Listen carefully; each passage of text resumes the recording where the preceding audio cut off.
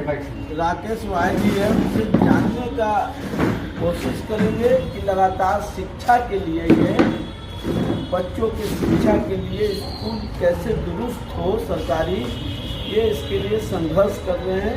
हम जानना चाहेंगे कि जो दैनिक भास्कर में आया है उस पर आप क्या क्या कहेंगे। दैनिक भास्कर में जो आया है वो मेरा RTI है। हम एक RTI एक्टिविस्ट होने के नाते कई RTI हम लगाते रहते हैं।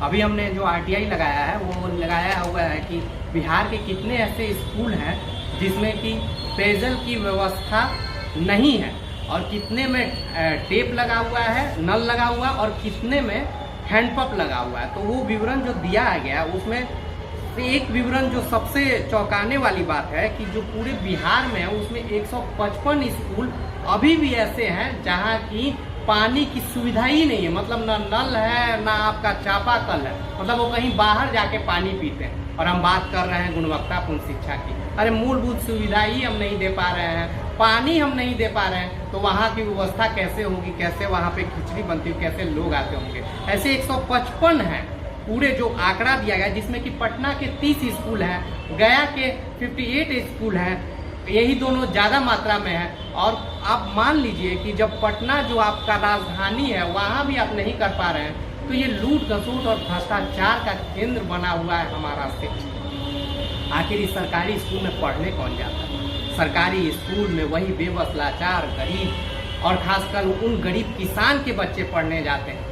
लेकिन नियम कानून कौन बनाता है? AC चेंबर में बैठा हुआ धनासेठ जिसे कमीशन की ललक है। DM भी इसमें चोरी करता है, DO भी करता है, BO भी करता है। हम बोल नहीं पाते हैं। कहाँ बैठा है वो DO, कहाँ बैठा है वो BO, कहाँ बैठे हैं DM साहब जो अपने जो कि इस बात को पुख्ता करने के लिए बैठे हैं कि हमारे जिला में किस तरह से, खासकर DO तो एक सिस्टम बना रखा है।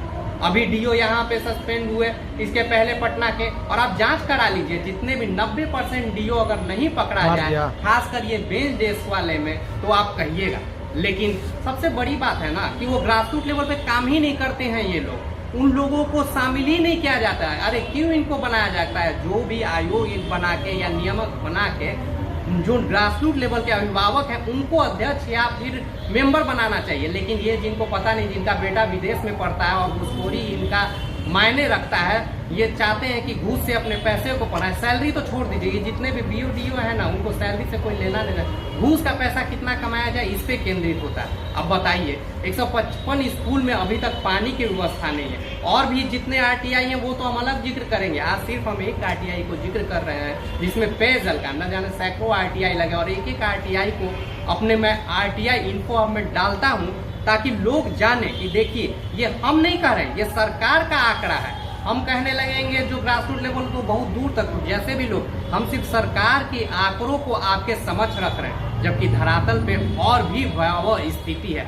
लोग जागरूक होइए भैया, गुणवत्तापूर्ण शिक्षा में बदलाव आ सकता है हर सरकारी स्कूल में, लेकिन सरकार भी नहीं चाहती है, ना DO BO चाहता है। केंद्रीय विद्यालय कैसे खुले हुए हैं, क्यों उसमें लोग पढ़ाना चाहते हैं? लेकिन हमारा स्कूल खिचड़ी पढ़ाने के लिए और उसमें हेडमास्टर से लेके BO DO की कमाई तक लगा हुआ है। यहाँ तक कि जितने भी शिक्षक हैं वो उसमें पढ़ाना, तो अभी देख लीजिए पूरा तंत्र लगा हुआ है, ट्रांसफर पोस्टिंग, भागा दौड़ी पैरवी में लगे हुए शिक्षक भी। तो हमको यहाँ पे पोस्टिंग हो जा रहा है, काहे के लिए? तुम पढ़ाना ही नहीं तो काहे के लिए बर्बाद? ये रोजगार के लिए जगह नहीं है शिक्षा है कि हमारा जो बच्चों का भविष्य है उससे संवारने का जगह है। और उस चीज को तुमने रोजगार को एवज में देखता है कि पैसा कमाई होगा, इतना हमने वैकेंसी निकाल दिया, इतना शिक्षक बना दिया, वाहवाही लूट लिया। अरे हम तो कह रहे हैं कि तुमसे अगर नहीं बन रहा है, सरकारी स्कूल को बंद कर दे भैया, और इसका जो 60,000 बजट है उन बच्चों को पैसा दे दिया जाए। घर में एक बच्चों को करीब 3,000 पड़ेगा,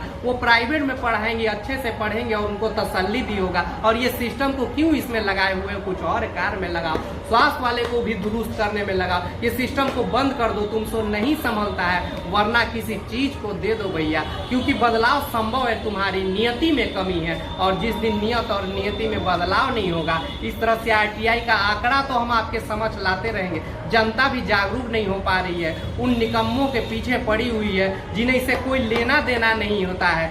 जब कोई छुट्टी का बात होता है तो वो सिस्टम में इस तरह से बना हुआ है कि टीचर छुट्टी के लिए आवेदन करता है, यहाँ तक मातृत्व छुट्टी के लिए अभी भी देख लीजिए तो उसके लिए भी घूस लगता है। अरे कब बदलाव आएगा भैया, लोग सचेत नहीं हो रहे हैं। लोग नाच गाना पे तो ध्यान दे रहे हैं, लेकिन बेटा को हमारा पढ़ाई हो रहा है कि नहीं, वो गाँव के अभिभावक भी जागरूक नहीं हो पा रहे और इसी का फायदा उठाता है ये राजनेता, ये भ्रष्ट डीओ, खास कर डीओ बीओ का जो गठजोड़ है ना, वो पूरी तरह से शिक्षा को चौपट, और शिक्षा मंत्री तो कोई काम के है नहीं भैया, इनको तो कुछ समझ से पड़े हैं। और हमारा अभी जो एसीएस थे कुछ हद तक ठीक थे, लेकिन अभी तो वो दुकानों में पकौड़ा, लौंगलत्ता और समोसा और चाय बनाने में पड़े हुए हैं। अरे बदलाव का चरम सीमा इससे आएगा जब तुम्हें जो कार्य दिया गया है, शिक्षा के एवज में जो कार्य दिया गया है, उसे शिक्षा के रूप देखना है, न कि तुम्हें इस बात पे कि रोजगार के नाम पे देखना है। जिस दिन गुणवत्तापूर्ण शिक्षा के लिए तुम्हें नियति में बदल दोगे, नियत के साथ लाओगे, तब बदलाव संभव और लोगों को जागृत होना होगा। इसी तरह के मैं आरटीआई